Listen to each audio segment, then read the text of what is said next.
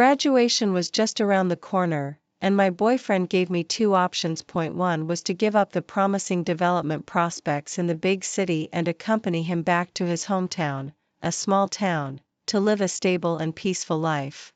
The other was to break up. When I was in a dilemma, I overheard my boyfriend telling several of his buddies, "I'm planning to marry Xiaomei as soon as I get back home after graduation. And my name is Candy." One of his buddies asked him, "Does Candy agree to break up? Aren't you afraid she'll make a fuss?" My boyfriend looked smug and said, "I told her that she either comes back to my hometown with me or we break up. Based on what I know about her, she won't be willing to be a housewife, so she'll definitely choose to break up. Then I can even say that she's ungrateful." Several of his buddies laughed and joked with him, "You're so good at handling two women. You're our role model." I was going to return to my family's company after graduation.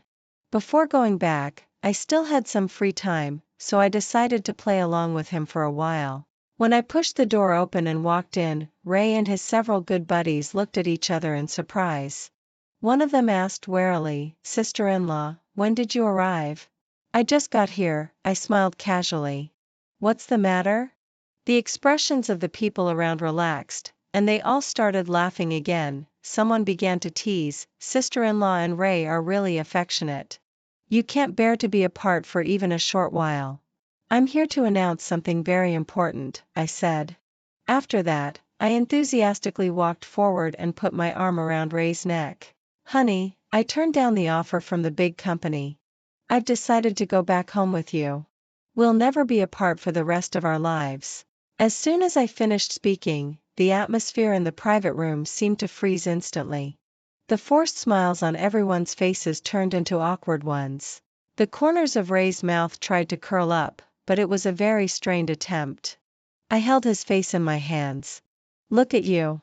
You're so happy that you're acting silly." I ignored his expression and continued on my own, "I've already thought it through. I'll go back to your hometown with you first. Once we settle down, I'll ask my parents to come over and discuss our wedding. Your hometown is a tourist city. Coincidentally, my parents haven't gone out for many years.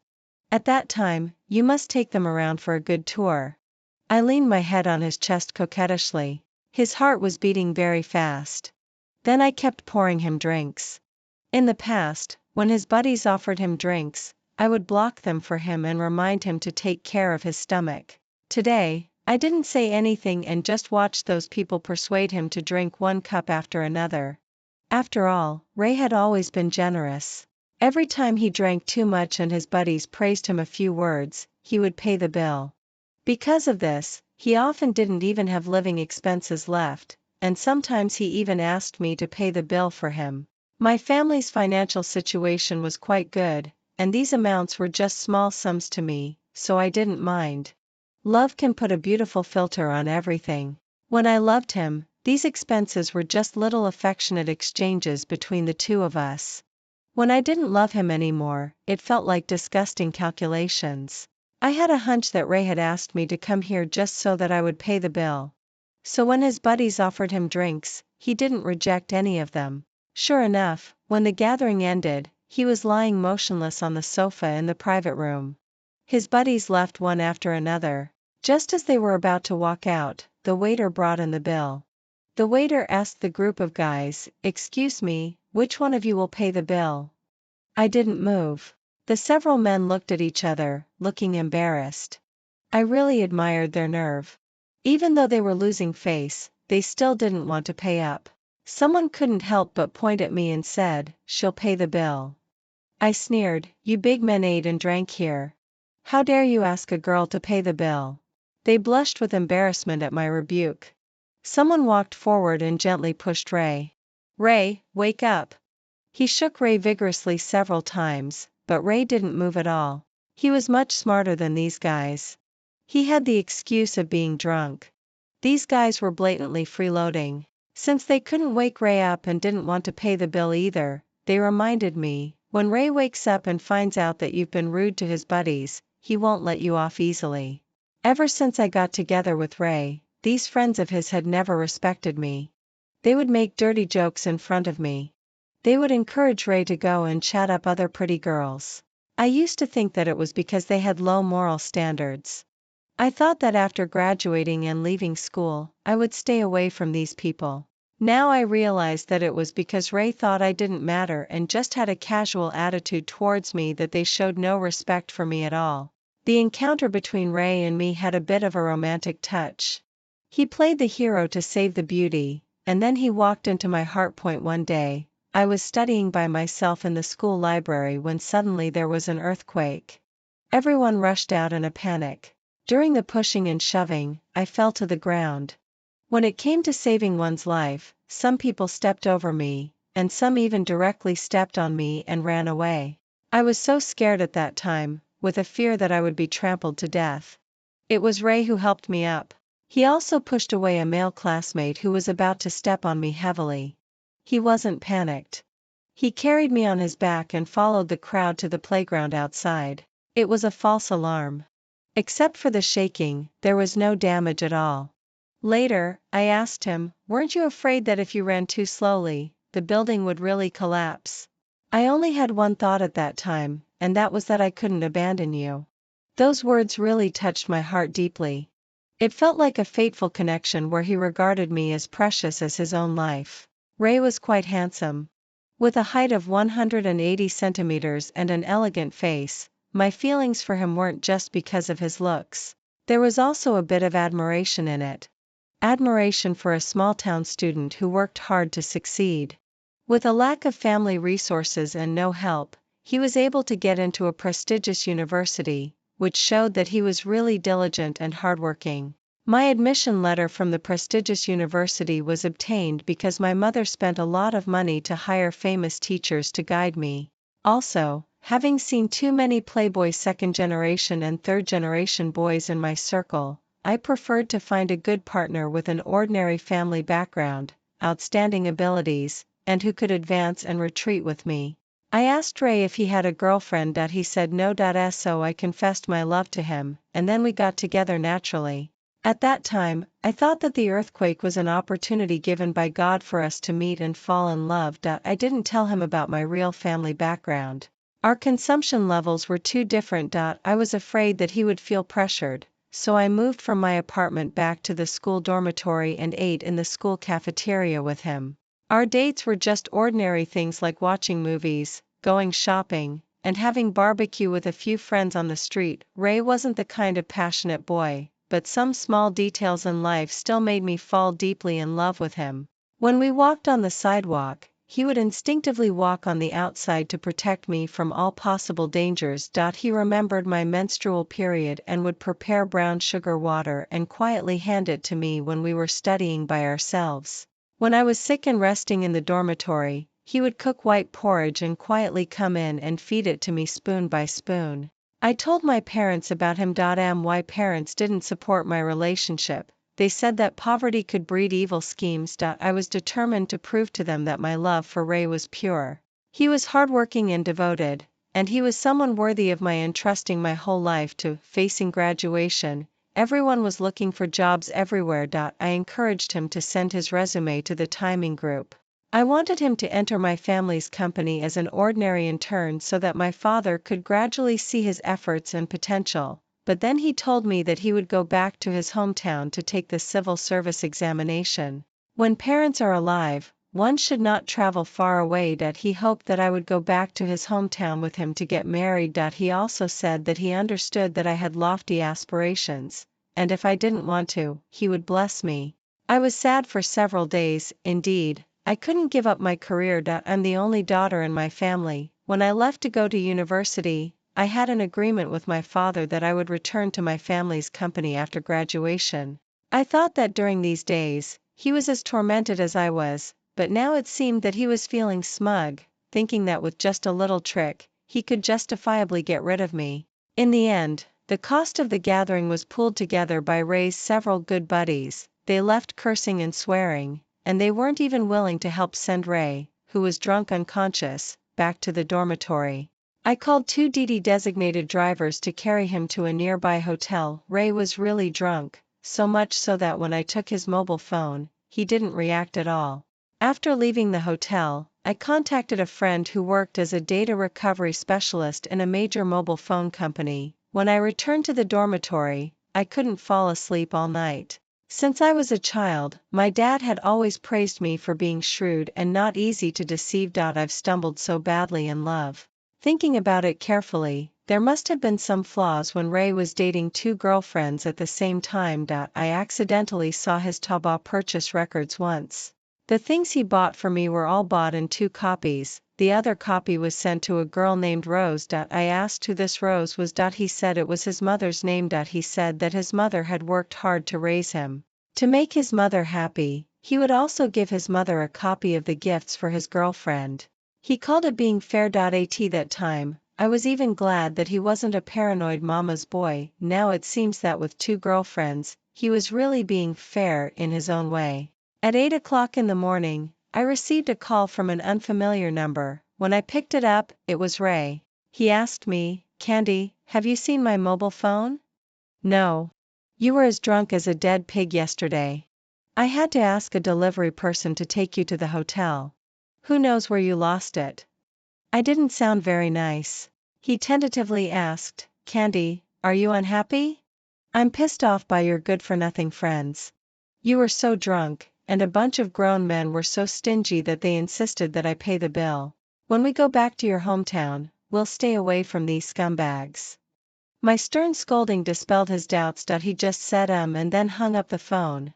At noon, my friend sent me the chat records from Ray's mobile phone. Sure enough, his other girlfriend was named Rose. It seemed that Rose had been in a relationship with him before I was. Rose didn't seem to be in good health and had been recuperating in her hometown, waiting for him to go back and marry her after graduation. Rose's father had connections in the local area, which could help both of them get jobs in the system. In his chat record with another friend, he said that I was just something for him to pass the time in college. I had already adjusted to the fact that he was a scumbag last night, but hearing these things still made my heart ache. When he watched me excitedly planning for the future, was he looking at a self-righteous clown? It was almost lunchtime when the dormitory supervisor aunt called me and said that someone was looking for me downstairs. It was Ray. As soon as he saw me, he tried to act coquettishly and please me. "Candy, I lost my mobile phone. I don't have a penny on me. I asked my buddies to send me back to school. Could you buy me a mobile phone first?" He had already planned to break up with me, yet he still wanted to come to me to cheat me out of a mobile phone. He was constantly refreshing his shamelessness. I frowned. "I only have 100 yuan on me. You've already asked me to pay for your parties twice this month.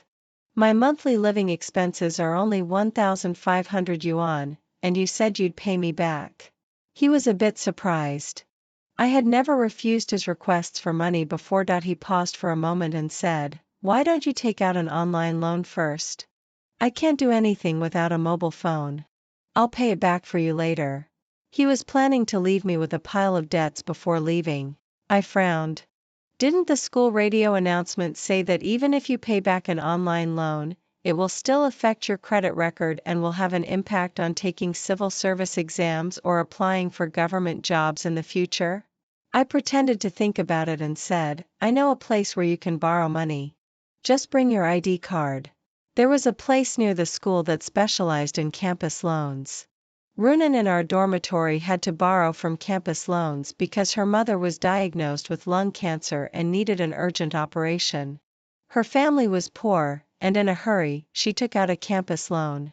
The debt collectors came to the dormitory to ask her to pay back the money, scaring her so much that she wanted to commit suicide. I took the initiative to help her pay off the debt. I took Runan to negotiate with the loan place. I used both persuasion with the legal interest rate and threats of calling the police. Only then did the other side agree to return the principal plus a little interest. When I took Ray to borrow money, the people there were a bit flattered. On the way there, I told Ray that I had lent 20,000 yuan to Runan and that Runan had promised to pay me back next month.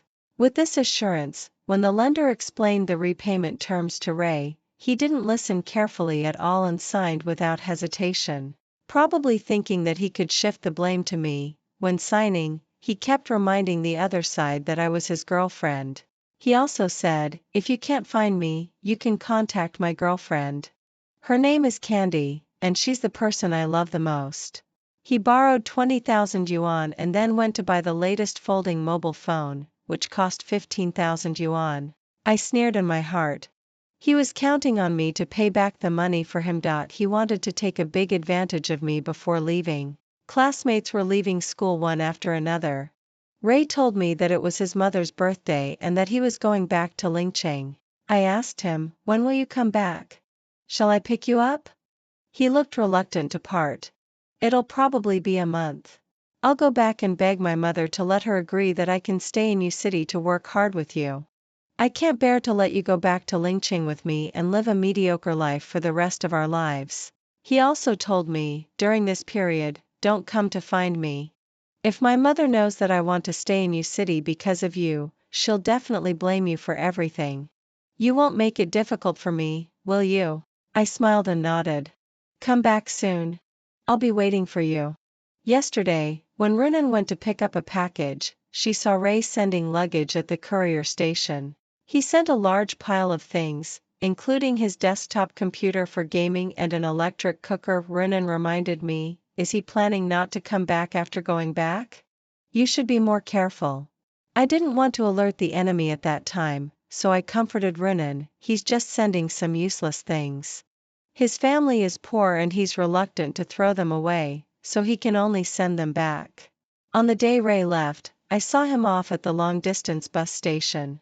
I also took a photo of him waving goodbye to me and posted it on Zaya Hongshu, read. Since I found out that he was two-timing, I registered an account on Zaya Hongshu and shared our sweet daily life. The screenshots of the love words he sent me. The future he planned for us. Of course, there were also photos of the two of us together. I even spent money to buy traffic for the account. I didn't want to be blamed later and be said to be a malicious troublemaker. The next day, I received a call from my dad. Daughter, the factory in Lingcheng has already started production. When are you going there? 2 years ago, when our family's company was going to build a processing factory, I encouraged Dad to build it in Lingcheng. After dating Ray, I often heard him talk about how hard it was for his parents to raise him. His parents had been working in the fields all their lives, working hard to support him. He also said that his parents couldn't get used to life in big cities and that he didn't want his parents to compromise for their son all their lives. How stupid I was. He was giving me a precaution while I was planning for the future with him as the center. Lingcheng lacked industry. When Dad sent people to investigate, the Lingcheng government was overjoyed. With a big factory, there would be tax revenue and job opportunities. Now that the factory had been built, it was useless to regret it. I replied, okay. I'll report for duty the day after tomorrow. Before leaving, I posted another Zaya Hongshu update, going to Lingcheng to find my dear baby. I'm going to give him a surprise and become a Lingcheng resident with him from now on. I first reported for duty at the company. Dad assigned his most capable subordinate to be in charge and asked me to be an assistant and learn from him. In order not to let Dad down, I threw myself into work wholeheartedly. I got up early and went to bed late every day. In just 1 week, I found that I had dark circles under my eyes. 1 midnight, I unexpectedly received a call from Ray. His voice on the other end sounded tired. Candy, I miss you so much. The thought that flashed through my mind was that he had broken up with that Rose and remembered me, his backup option. I was curious. What's wrong with you? He sounded like he was crying. I have liver cancer. It's very serious. I don't want to burden you. If I hadn't heard his disgusting remarks before, I would have believed him. It seemed that he wanted to use having a terminal illness as an excuse, say that he didn't want to burden me, and then break up with me completely. I could act too. Ray, which hospital are you in? I'll come to see you. No, don't come. If you come, I won't be able to rest easy. He sounded so sincere, as if everything was for my sake. Candy, don't look for me. Otherwise, I won't be able to focus on getting treatment. If I can be cured, I'll come back and love you well. If I can't be cured, just forget about me. Candy, I love you the most. After saying that, he hung up the phone, not giving me any chance to show my concern. When I called back, the phone on the other end was turned off. Worn out by the busy work, my desire to go and find him gradually faded. But a few days later, my mobile phone was bombarded with calls from debt collectors. Ray borrowed money from friends and classmates on the pretext that he had a terminal illness. He even borrowed from all of his good buddies one by one. Now they've blocked and deleted him. Since Ray's phone number was cancelled, they could only ask me for money. I explained that I wasn't sick, that I was in good health, and that I had broken up with Ray. But nobody believed me. You two had such a good relationship. How could you break up? Didn't you say you would go back to his hometown with him to start a business? You wouldn't be cheating everyone out of their money to use as startup capital, would you? No matter how I explained it, they just wouldn't believe me. Some people even called my dad. When I was in college, my dad came to visit me several times and also treated some of my close classmates to dinner. I guess he left his phone number with my classmates at that time. He asked them to take good care of me and said that if anything happened to me, they should inform him immediately. The person who called my dad said right at the start that I had a terminal illness and had borrowed money from him. My dad was driving at that time. When he heard that I had a terminal illness, tears immediately welled up in his eyes, blurring his vision, and the next second, he crashed into the guardrail. Fortunately, the airbag popped out and protected my dad. Otherwise, the consequences would have been unimaginable. My dad didn't think highly of Ray from the very beginning. My dad said that from a businessman's perspective, Ray had too many tricks up his sleeve. I didn't believe it at that time and even swore that my dad had misjudged him. Now that I had been slapped in the face by reality, I didn't dare to tell my dad about it. In order not to worry my dad, I had to tell him everything. My dad asked me to go back to the head office immediately. He said, "That guy is full of bad intentions. Come back to me quickly." "Dad, I'll come back right away after I deal with the things related to him," I said. Since I was a child following my dad around, I had been influenced by him. I believe that if someone has wronged you, you must take revenge, otherwise, others will think you're a pushover. I secretly took a photo of Ray's ID card and went to look for him according to the address on it. And he gave me another surprise. It was an old residential area. It was the kind of family housing area of a factory from the 1980s and 1990s. I asked a few chatting old ladies at the entrance, and they all knew Ray.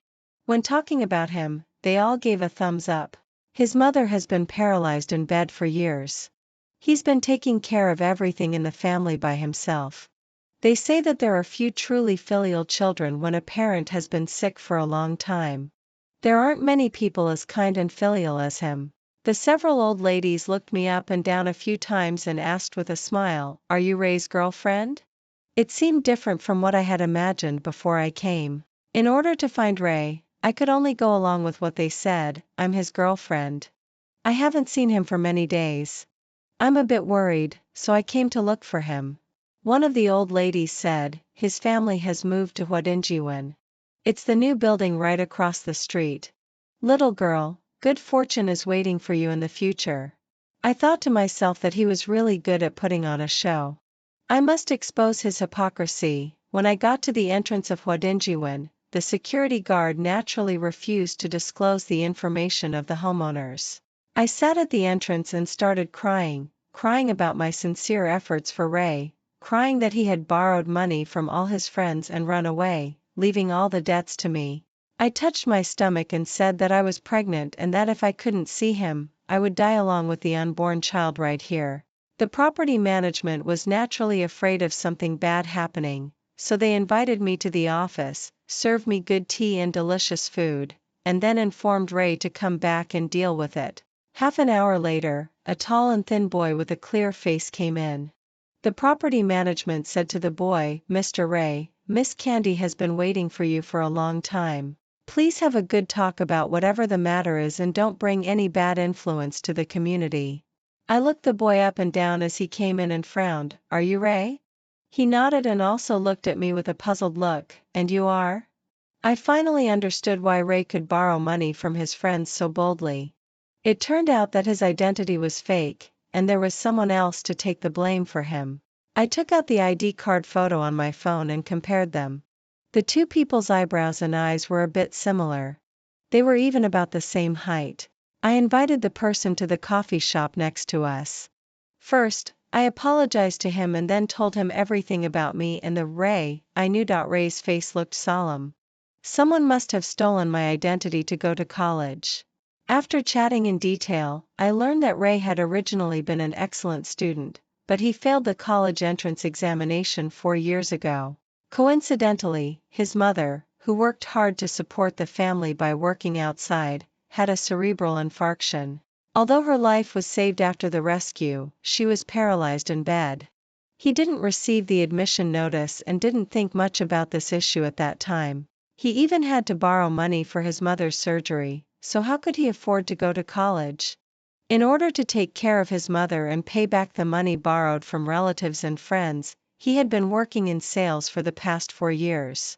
He wore out many pairs of shoes and talked his way through countless situations before finally having a relatively stable life. I took out the photo of the Ray I knew and showed it to him. He shook his head. I don't know him at all. When I got home, the more I thought about it, the angrier I became. The fact that his love for me was just a pastime was already infuriating enough. Now it turned out to be a complete scam, a despicable scam trying to make me bear the debts and become a sucker. I gritted my teeth and stamped my feet. I couldn't let him off so easily. I suddenly remembered the address where Ray sent things to Rose.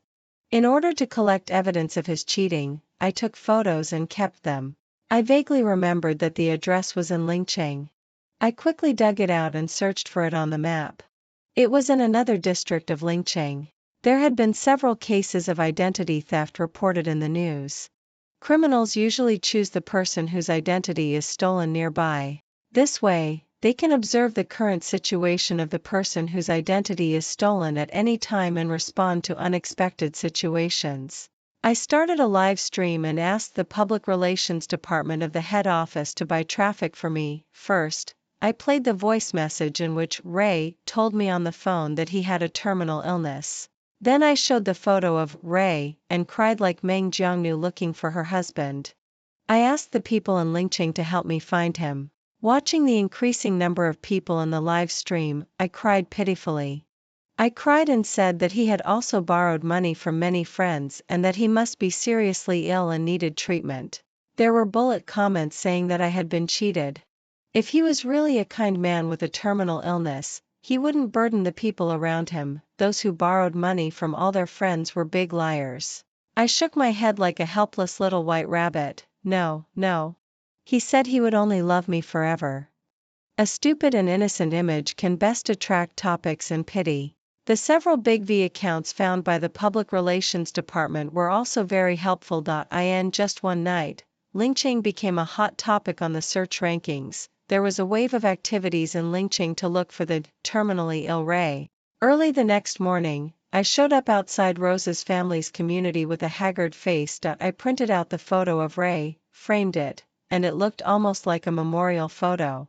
I put it at the entrance of the community and cried, asking everyone to help me find my lover. With a choked voice, I said, he said he had a terminal illness and didn't want to burden me, but I must accompany him through the last journey of his life. If there are difficulties, I will face them with him. After a while, someone recognized the person in the photo. Isn't this the son-in-law of the Rose family? He looks fine. He doesn't seem to have a terminal illness. The Rose family has already sent out the wedding invitations. They're having a wedding banquet next month. Who is this woman? Could she be a mistress? I quickly roared angrily at that person. Why are you spouting nonsense? I met him in college. We've been together for 3 years. I have evidence. How could I be a mistress? You're the mistress. You think everyone is a mistress. My words immediately ignited the other person's anger. I'll take you to the Rose family right now, and you'll show your true colors. That person was a resident of the same community as the Rose family.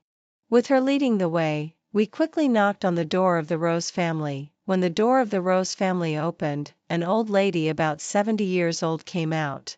The person who brought me snatched the photo from my hand and asked the old lady, "Is this your grandson-in-law?" The old lady nodded. "What's the matter?" The woman looked at me and showed a smug look. "You still don't admit that you're a mistress. They're getting married. Hurry up and leave." I tried my best to squeeze out tears and cried, "No, he said he had a terminal illness and didn't want to worry me, so he hid from me. He couldn't possibly marry someone else. Don't try to deceive me." Soon, the Ray was called back. As soon as he entered the room, I rushed up and hugged him. "I've finally found you. I thought you were dead. I was so scared." The Ray grabbed my arm and dragged me into the study next to us. He gritted his teeth. "What are you doing here? Didn't I tell you that I'm getting treatment? I'll come to you when I'm cured." I pretended not to see through his clumsy acting. I put on a brave and stubborn expression. "You borrowed so much money from your friends. They all say you're a liar. I'm determined to prove to them that you're just sick and that you had no choice but to borrow money from them to pay for the treatment." I held his hand. "I said I would face the illness with you. And I've already raised the money for the treatment. Let's go and get treated." Seeing that I was so stubborn, the Ray locked the door from the inside and changed his attitude. His voice softened, with a hint of sobbing. "Candy, I'm sorry. I know you don't have much money. I didn't want to burden you either, so I followed my mother's advice and found a wealthy family for my future wife. Only by struggling to stay alive can we have a future together." I kept shaking my head as if struck by lightning. "No, you said you loved me." He coaxed me gently again. "I love you. I don't love her at all. I just want to get cured. Candy, go back quickly and don't come to find me again. Her family is very powerful, especially my fiancé's father. He has absolute power here. If he knows that I like you, neither of us will be able to leave Lingqing alive. Hurry back to U City. I'll come to find you after a while." His repressed and helpless look made me want to laugh. Ray must have played so many roles that he got so into the act that he thought others would believe whatever he said without thinking. I slapped his arm hard and said righteously, "Don't be afraid of him. The weaker we are, the more the other side will think we're easy to bully. I'm doing a live stream. If they lay a finger on us, the 100,000 netizens in the live stream won't let them off." "You're live streaming?" "Yes." I pointed to my open mobile phone. Ray's face immediately turned as black as coal. "The Rose family asked to meet me, saying they wanted to have a talk."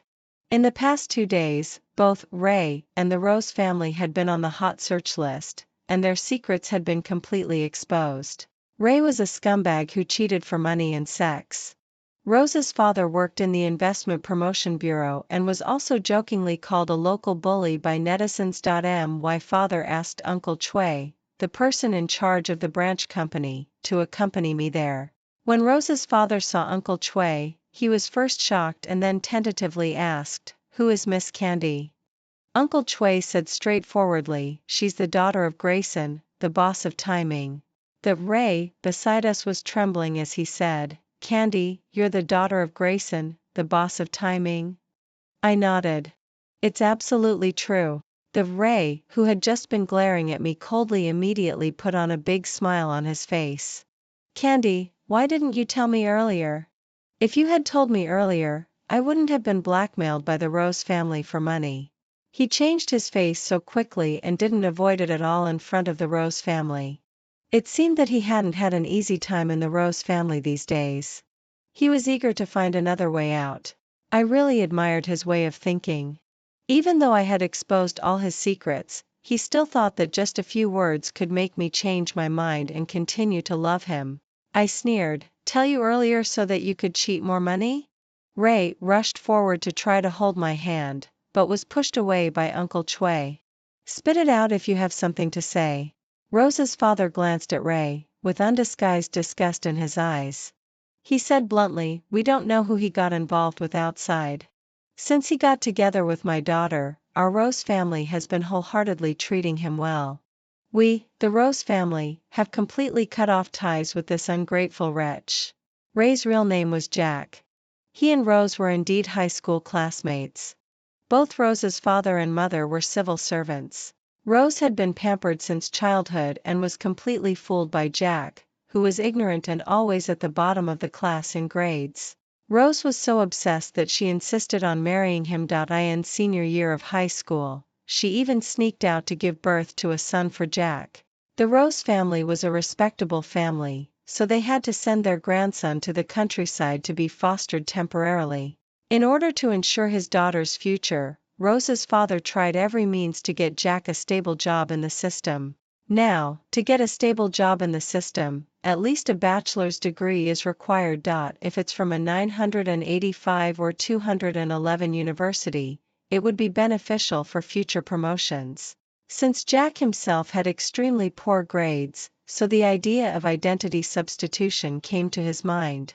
Rose's father asked his friends for help, and he really found a substitute who matched Jack. Their names differed by only one character, and their faces also looked a bit similar. After Jack's affairs of cheating for money were exposed, Rose fell ill in a fit of anger. Rose's mother had to take her away for recuperation to avoid the limelight. Rose's father looked at me and said, "Miss Candy, we have no grudges against each other. Please clarify on your account that this matter has nothing to do with our family."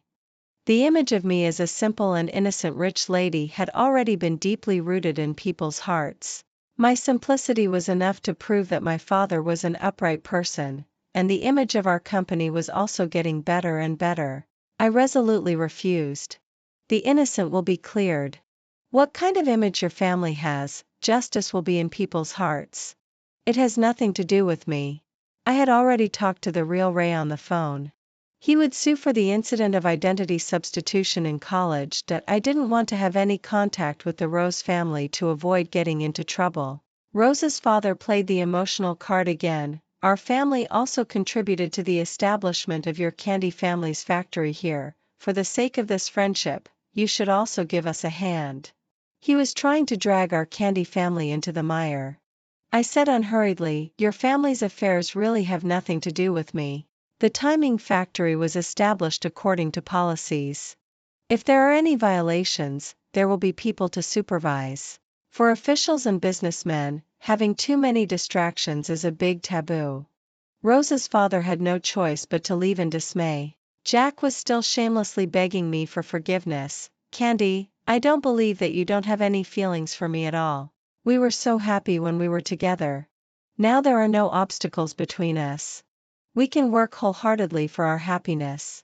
He was still fantasizing about inheriting my family's company with me. I smiled and said to him, "Wait until you finish the lawsuit. I can't have a husband with a criminal record. It would have too great an impact on me and our children." I sent Jack's real situation to my former college classmates and friends. Although the amount of money Jack borrowed from each of them wasn't much, when added together, it was quite a large sum. Everyone had already reported the case as fraud. Coupled with the case of replacing Ray, it would be enough for him to be imprisoned for several years. Epilogue. Rose's father was removed from his position and lost his job because of abusing his power for personal gains, and he would also face prison time. A group of friends, who helped Rose's father falsify files and handle identities, were also arrested one by one. I heard news about Jack again half a year later. He was sentenced to 5 years in prison for fraud and identity theft. I devoted myself wholeheartedly to work, and my progress made Uncle Chui praise me repeatedly. "You're more talented than your father was when he was young." Uncle Chui was going to be transferred back to the head office. He said that he had found a capable assistant for me. Uncle Chui said, "This person doesn't have a high educational background, but he's a sales genius. Make good use of him, and he will surely achieve great things in the future." Just as he was speaking, the secretary knocked on the door. "Mr. Ray has arrived. Please ask him to come in." When the door was pushed open, it turned out to be the real Ray that I saw. He smiled at me gently. "Miss Candy, long time no see." I also smiled. "Please give me more advice in the future."